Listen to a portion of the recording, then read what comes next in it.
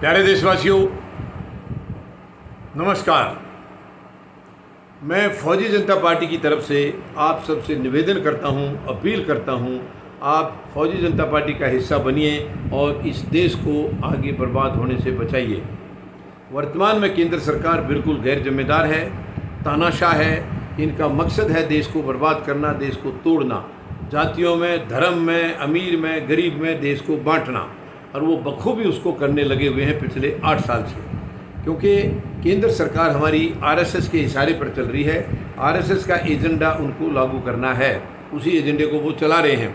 क्योंकि आरएसएस जब आज़ादी की लड़ाई थी तब ये अंग्रेज़ों के पिट्ठू थे, अंग्रेज़ों की जी हजूरी में लगे हुए थे। इन्होंने कभी देश को अपना माना ही नहीं था, कभी अपना नहीं माना था, और आज़ादी के संघर्ष में इनका कोई योगदान नहीं रहा है। जबकि आज अपने आप को ये बीजेपी भी और आरएसएस भी आज ये अपने आप को देशभक्त बताते हैं। कितनी शर्म की बात है। जो हमेशा देश के खिलाफ रहे आज वो देशभक्त बता रहे हैं और देश लाचार होकर के इनकी तरफ देख रहा है। इसका एकमात्र कारण है इन्होंने अपनी पावर का, सत्ता का गलत इस्तेमाल करके पहले जो 5 साल थे उसमें तमाम सिस्टम को हाईजैक कर लिया है। सारी चीज़ें इन्होंने अपनी मुट्ठी में कर ली हैं गलत तरीके से। और दोबारा जो 2019 का चुनाव हुआ था वो जनता द्वारा ये सरकार चुनी हुई नहीं है, ये ईवीएम से बनी हुई सरकार है।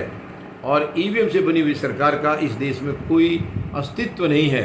लेकिन मजबूरी है कि इन्होंने सब सारे सिस्टम को हाईजैक करके रखा हुआ है।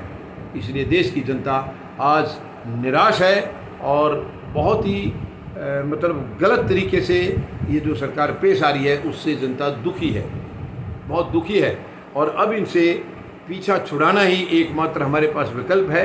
क्योंकि पहले भी सरकारों ने भ्रष्टाचार किया है, मैं मना नहीं कर रहा हूँ, लेकिन इतनी तानाशाही पहले किसी ने नहीं की थी। इतनी गैर जिम्मेदारी से कोई भी सरकार इतना इस तरीके से काम नहीं किया था। बिल्कुल उन्होंने भी गलतियाँ की हैं। सारी सरकारों ने 75 साल में, जिसको हम देश की सरकार कहें, आम जनता की सरकार कहें, ऐसी सरकार इस देश को मिली नहीं है। केवल एक मिली थी, वो बहुत ही कम समय के लिए रही, लाल बहादुर शास्त्री जी की, वरना कोई भी जिम्मेदार सरकार हमें नहीं मिली है आज तक। ये इस देश का दुर्भाग्य है। अब हमें किसी भी हालत में इस जंग लग चुकी राजनीति का अंत करना होगा, इस राजनीति को ख़त्म करना होगा, वरना देश बचेगा नहीं। और इसको ख़त्म करने का एकमात्र रास्ता यही है कि आप फौजी जनता पार्टी का हिस्सा बने और इस सरकार को हम बाहर का रास्ता दिखाएं।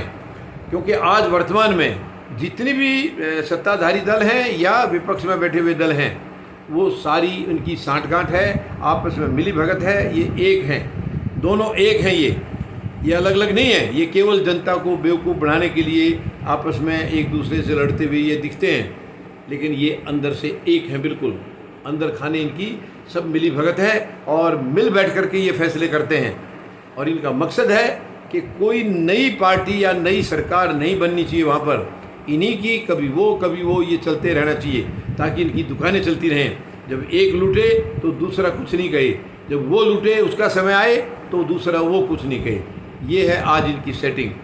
अब हमें इस सेटिंग को तोड़ना होगा, इसको अलग थलग करना होगा, वरना ये देश बचेगा नहीं। और हमारे महान शहीदों के आँखों से आज खून के आंसू निकल रहे हैं जब वो ये देख रहे हैं कि गोरे अंग्रेज़ों को तो वो भगा गए, लेकिन जो काले अंग्रेज़ों ने जो सत्ता संभाली है वो उनसे भी खतरनाक हैं, उनसे भी खतरनाक हैं। तो प्यारे देशवासियों, मैं आपसे निवेदन करता हूँ, देश से बढ़कर हमारे लिए कुछ नहीं है।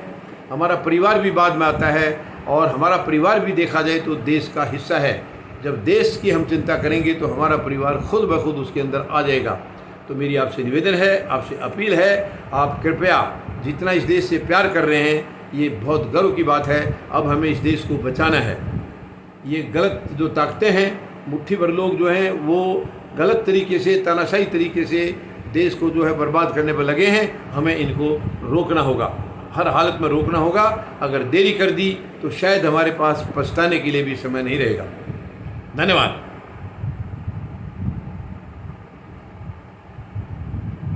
जय जवान,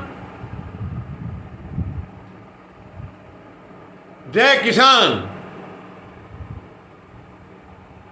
जय हिंद।